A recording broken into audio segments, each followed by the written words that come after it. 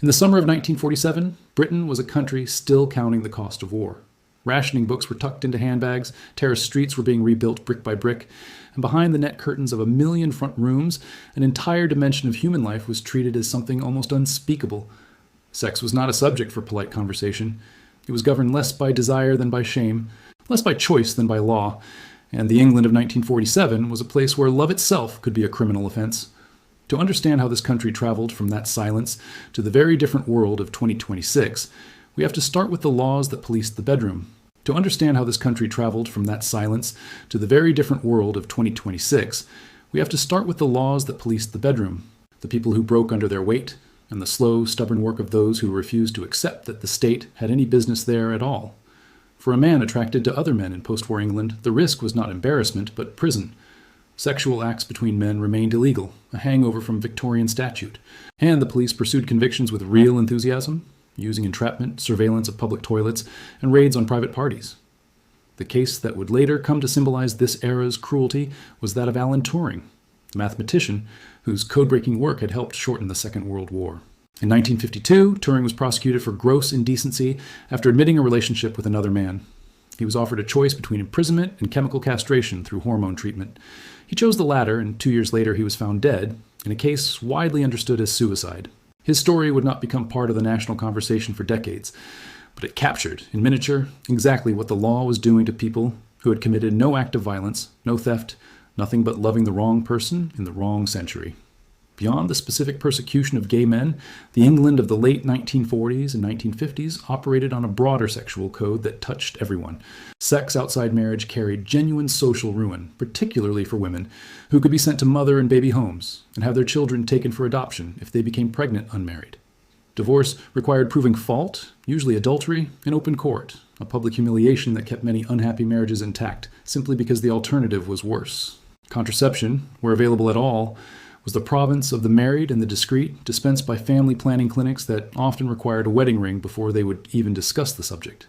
Sex education in schools, where it existed, focused on reproduction in the driest possible terms, describing anatomy while saying almost nothing about desire, pleasure, or choice.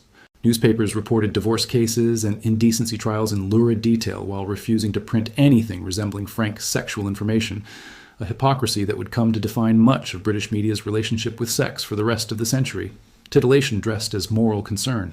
It was against this entire architecture of shame, not merely the criminal statutes, that the changes of the following decades would eventually push. The pressure for change built slowly through pressure groups, sympathetic doctors, and journalists willing to say what officials would not.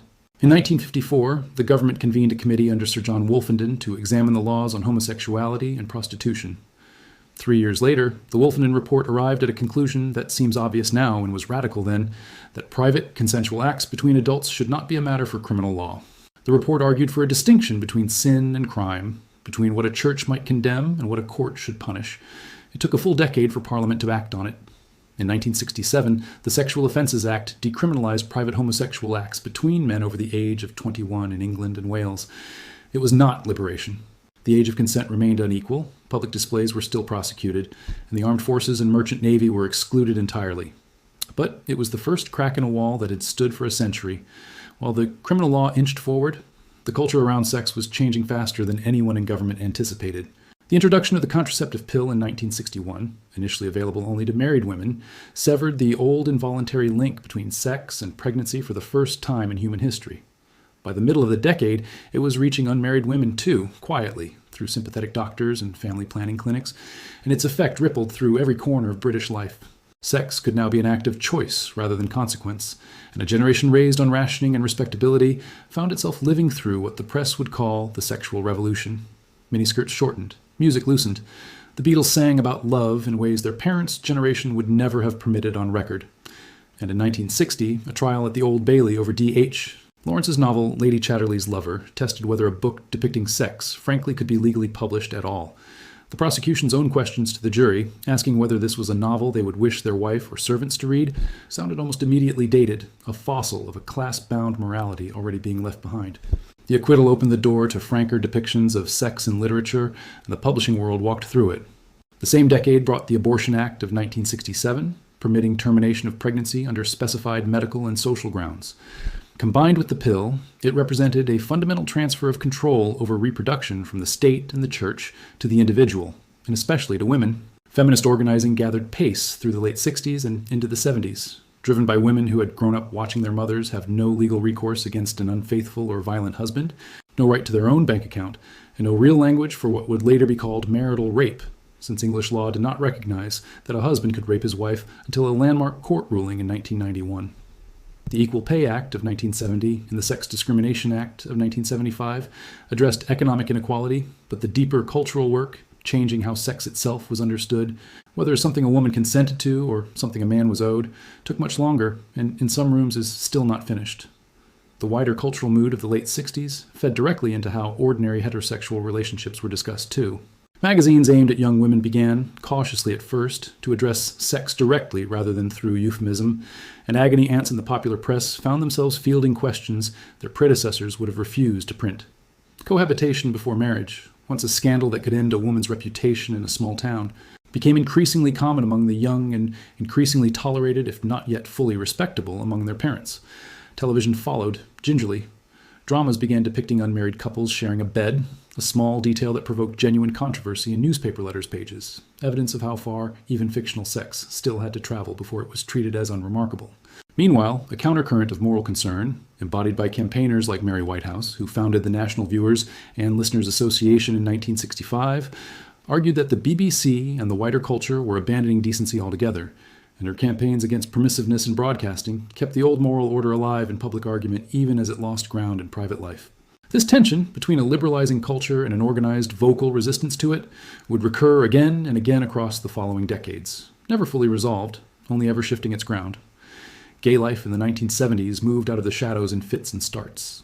The Gay Liberation Front, founded in London in 1970 and inspired by the Stonewall Uprising in New York the previous year, staged Britain's first Pride March in 1972, a small and nervous procession compared with the vast parades of later decades, but a declaration nonetheless that visibility itself was a political act.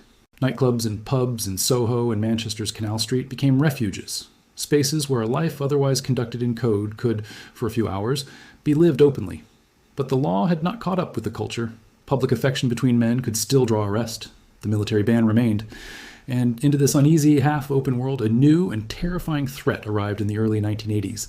The emergence of HIV and AIDS devastated gay communities across Britain and reshaped public attitudes towards sex in ways both compassionate and cruel.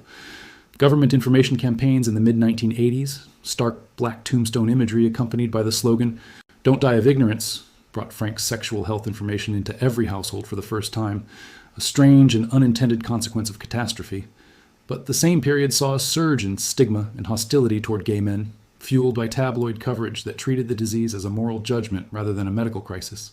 In 1988, this hostility crystallized into law with Section 28 of the Local Government Act, which prohibited local authorities and schools from promoting homosexuality, effectively silencing teachers who might otherwise have supported gay pupils and entrenching the idea that same-sex relationships were something to be hidden rather than discussed. It would remain on the books for 15 years, a generation of school children educated under its shadow, and its repeal in 2003 marked one of the clearest moments in this history where the state finally reversed a law it had once used to enforce silence. The 1980s and early 1990s were not defined solely by AIDS and Section 28. British popular culture in this period developed an increasingly loud, commercialized relationship with heterosexual sex, even as it grew more hostile toward gay life. Tabloid newspapers built entire circulation strategies around images of topless women printed daily on page 3, a practice that ran for decades before being quietly dropped in 2015 amid changing attitudes toward the objectification it represented. Lad culture, and later the glossy men's magazines of the 1990s, such as Loaded and FHM, packaged casual, consequence-free heterosexual conquest as a lifestyle brand, aimed at a generation of young men who had grown up in Thatcher's Britain and now had disposable income and little patience for the earlier decade's feminist critiques. Simultaneously, British sitcoms and dramas began to normalize discussion of sex within relationships in ways that would have been unthinkable on television a generation earlier. And the arrival of American imports like Sex and the City at the end of the decade gave British audiences, particularly women, a new vocabulary for discussing desire, dating, and sexual dissatisfaction openly rather than in whispers. Bridget Jones's Diary, published as a novel in 1996, captured with uncomfortable precision the particular anxieties of a generation of British women navigating dating, self-worth, and sex outside marriage, in a culture that had liberalized in law far faster than it had in expectation. The 90s and early 2000s brought a cascade of legal change that, taken together, amounted to one of the fastest transformations in the legal treatment of sexuality anywhere in Europe. The age of consent for gay men was lowered to 18 in 1994 and finally equalized with heterosexual couples at 16 in 2000, after years of the House of Lords blocking the change and the Commons repeatedly forcing it through. The ban on gay men and women serving in the armed forces was lifted in 2000 following a ruling from the European Court of Human Rights. In 2004, two landmark pieces of legislation arrived within months of each other: the Gender Recognition Act, allowing transgender people to have their legally recognized gender changed on official documents for the first time, and the Civil Partnership Act, granting same-sex couples legal recognition and rights nearly equivalent to marriage, though stopping short of using that word. The Equality Act of 2010 consolidated decades of piecemeal anti-discrimination law into a single framework covering sexual orientation, gender reassignment, and a range of other protected characteristics. And in 2013, Parliament passed the Marriage, Same-Sex Couples Act, and the first same-sex weddings under English law took place in March 2014. A country that had imprisoned Alan Turing for loving a man now performed, hosted, and celebrated weddings between men in registry offices and churches that had opted in, a reversal that would have been unthinkable to the England of 1947. Alongside the legal transformation of gay and trans rights, the 2000s and 2010s saw parallels and often uncomfortable reckoning around sexual consent, harassment, and abuse more broadly. The internet had, by the middle of the 2000s, become the primary way a great many people in Britain found sexual partners. Information and pornography, collapsing distances and dissolving the gatekeeping role that pubs, clubs, and personal introductions had once played. Early dating websites of the early 2000s carried a lingering stigma, treated as a slightly desperate last resort compared to meeting someone through friends or at work. That stigma dissolved with remarkable speed once smartphones arrived. Grindr launched in 2009 and transformed how gay men in Britain met each other, replacing the physical geography of Soho bars and coded, classified adverts with a location-based grid available in every pocket. Tinder followed in the early 2010s and, along with a wave of competitors, made swiping through potential partners a mainstream, unremarkable habit for millions of British adults across every orientation. And by the 2010s, a majority of new relationships in England began with a swipe rather than a chance encounter. Pornography, too, migrated almost entirely online during this period, moving from top-shelf magazines and late-night television to free, instantly accessible video sites, a shift that public health researchers and educators would spend the following 2 decades trying to understand the consequences of, particularly for the sexual expectations of teenagers encountering it before they had encountered a real relationship at all. This same connectivity carried darker currents, too, from the grooming and exploitation scandals uncovered in towns like Rotherham and Rochdale, which forced a painful public reckoning with how authorities had failed vulnerable children for years, to a mounting body of evidence about the sexual abuse enabled by institutional power, most infamously in the case of the entertainer Jimmy Savile, whose decades of abuse across the BBC and NHS hospitals came to public light only after his death in 2011. The global Me Too movement, which erupted in 2017 following allegations against the American film producer Harvey Weinstein, found fertile and specifically British ground almost immediately, first toppling the defense secretary in a scandal over conduct toward women in Westminster, then spreading into British theatre, film, comedy, and journalism. Industries that had for decades operated on informal codes of silence protecting powerful men. The movement forced a broader cultural renegotiation of consent, workplace power, and what had previously been dismissed as the ordinary friction of office life. It also provoked backlash and genuine debate, with some warning that due process was being abandoned in the court of public opinion, and others arguing that decades of underreporting meant the pendulum had barely begun to swing. That argument, still unresolved, has continued to shape how sexual misconduct allegations are reported and handled across British institutions. The Me Too reckoning also reshaped institutions that trained the next generation. British universities, which had long treated Freshers' Week drinking culture and its accompanying sexual risks as an unspoken rite of passage, began introducing mandatory consent workshops for incoming students in the mid to late 2010s, an intervention that struck some as overdue common sense and others as an intrusion into territory best left to individual judgment. Employers rewrote codes of conduct, added mandatory training, and in some professions, particularly the creative industries at the center of the original allegations, restructured how junior staff worked alone with senior figures altogether. Sex work, too, became a renewed site of parliamentary and public argument during this period, with campaigners divided between those who wanted fuller decriminalization on the model adopted in New Zealand and those who favored the so-called Nordic model. criminalizing the purchase rather than the sale of sex, a debate that by the middle of the 2020s remained genuinely unresolved in British law, with different approaches favored by different political parties and no settled consensus in sight. Debates over transgender rights, particularly concerning gender-affirming healthcare for young people, access to single-sex spaces, and the balance between gender recognition and women's rights, became some of the most contested and emotionally charged in British public life, playing out in court rulings, parliamentary debate, and a media landscape that often generated more heat than light. The Cass Review, published in 2024, examined the evidence base for youth gender medicine in England and prompted significant changes to NHS practice regarding puberty blockers and hormone treatment for minors, a decision welcomed by some as overdue caution and condemned by others as a retreat from care. The platform OnlyFans, which allowed individuals to sell adult content directly to subscribers without a studio or agency in between, grew enormously through the pandemic years of 2020 and 2021 and forced a fresh public conversation about sex work, autonomy, and exploitation, one that resisted the older, simpler categories campaigners had relied on for decades, since here, the same platform could offer genuine financial independence to some users and precarious, algorithm-dependent income to others. Meanwhile, the explosive growth of dating apps, adult content platforms, and AI-generated companionship raised entirely new questions that the Wolfenden Committee of 1957 could never have imagined.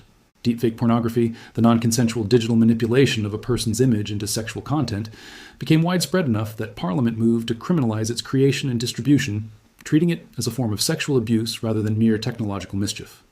Online safety legislation passed in the early 2020s attempted, with mixed success, to shield children from pornographic content and to hold platforms accountable for the material they hosted, a task that grew only harder as artificial intelligence made explicit content easier to generate and nearly impossible to fully police.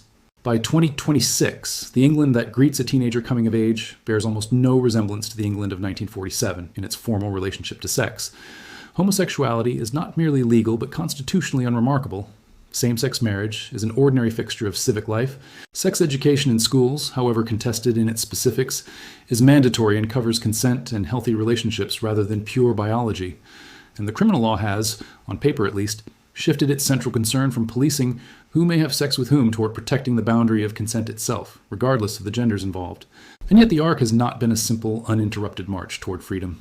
Each expansion of sexual autonomy, the pill, gay liberation, online dating, generated its own anxieties and its own backlash, from Section 28 to the tabloid panics of the AIDS years to the fierce and unresolved arguments of the present decade. What connects 1947 to 2026 is not a straight line, but a persistent, recurring negotiation between the state's impulse to regulate intimacy and successive generations' insistence that their private lives belong, in the end, to them. Alan Turing did not live to see any of it, but the England that eventually pardoned him in 2013 and later extended that pardon posthumously to thousands of other men convicted under the old laws is proof that even the most stubbornly held moral certainties of one era can, given enough pressure and enough time, be entirely undone by the next.